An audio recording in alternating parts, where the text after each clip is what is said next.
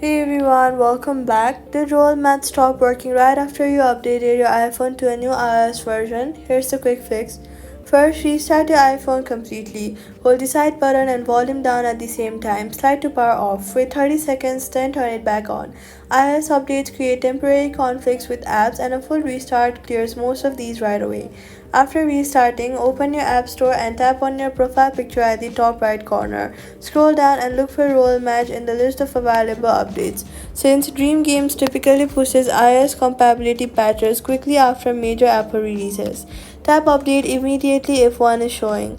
If there is no update yet and Roll Match is still broken, go to your settings, then go to General, then go to iPhone Storage, find Roll Match and tap on it and then tap offload app. After offloading it, reinstall it fresh from the app store to get a clean build for your current iOS. So all you've got to do is restart your iPhone, check the app store for a Royal Match update, offload and reinstall if needed. Royal Match works on your new iOS and that's it. Subscribe.